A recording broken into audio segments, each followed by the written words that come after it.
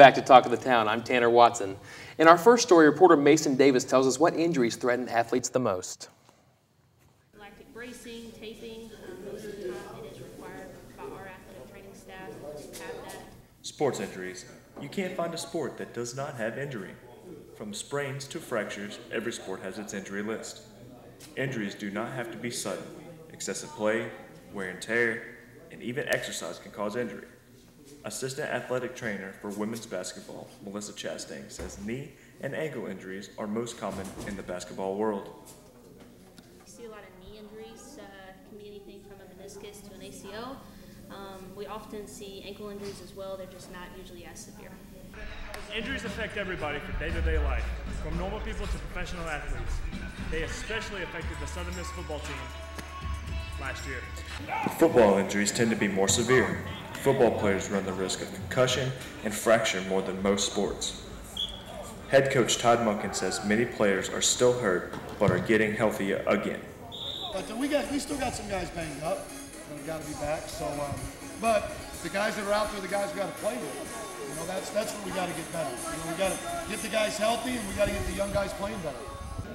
The force being applied to bring opponents to the ground or fighting for those few extra yards make football players more susceptible to injury, regardless of protective wear. Some of these injuries can even make late life hard on the athlete. Reporting for Hub City TV, I'm Mason Davis. Now it's time to bring some expertise on set. Our guest today is USM's assistant women's basketball trainer, Melissa Chastain. Welcome, Melissa. Thank you for having me. Melissa, tell me, what's the purpose of the Athletic Training Center? What we do is we provide both preventative and rehabilitative services to our student athletes. Okay. Who all does the Athletic Center treat? Mostly we are an in-house student athlete service. Okay, so you just do athletes here on campus? Exactly. Okay. How frequently would you say an athlete needs to work with an athletic trainer? That is very sport specific. We have to take into account many things. We go into what season they are in. Are they in season? Are they off season? Mm-hmm. Is it summer session? They're in season. We have to take into account how many times they're practicing. Are they in the weight room? How much they're in class, school. So it can be anything from 2 to 3 times a week to 2 to 3 times a day if we see it's necessary. So it's up to our knowledge, and we go from there. So like right now you have baseball and softball going on. What would you say is the times of treatment you need for either one of them? Say we get somebody injured on Saturday and they're playing again on Friday. The athletic trainer may take that kid in there and do 2 to 3 times if they think that they can get them back on the field on Friday. Gotcha. Which injury is the most difficult to rehab?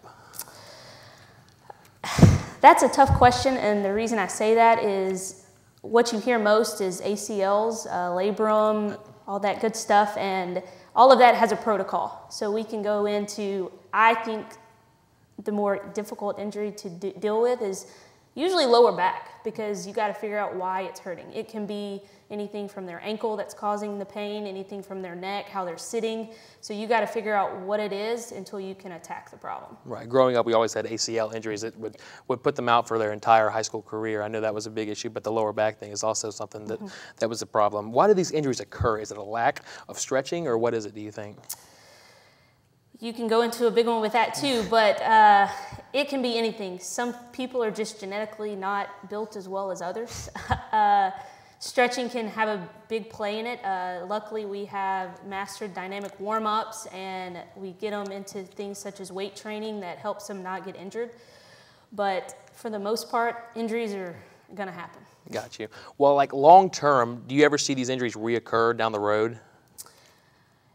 That goes into, do athletes do what they need to do? And usually, if they have the proper rehab, then usually it's not going to happen.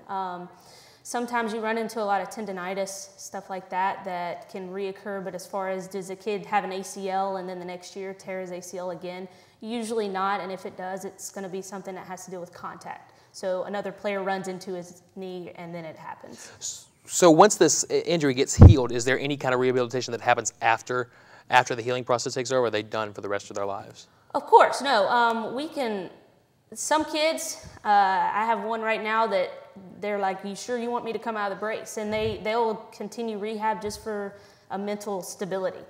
Some kids have no problem and they'll as soon as you say you're done, they're out. They're not coming back. So it's an athlete preference, and they can rehab with us as long as they want. Right, so a lot of it's up to them. It's not really required.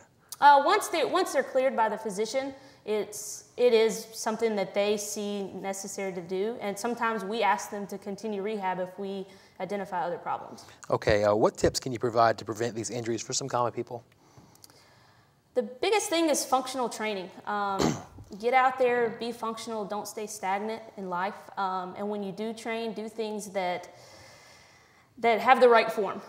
We see people all the time that squat and their knees are over their toes, and that's going to create their tendinitis. So when you do something, make sure you're doing it right and not just doing it to do it. I got you. Okay.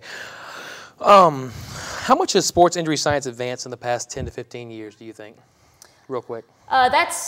That's like everything. Everything is advanced, and luckily for us, we have tools that allow us to do our jobs better. So it is definitely advancing, and there's always research that's happening. Okay, and what would someone study to become an athletic trainer? Great thing about Southern Miss is there is a program here for athletic training majors. They have to be in a Katie accredited program, so they need to take those classes in that program to become an athletic trainer. All right, well, thank you so much for being with us. Coming up after the break, we test Pine Belt residents' knowledge of American history on this week's Hub Stumper.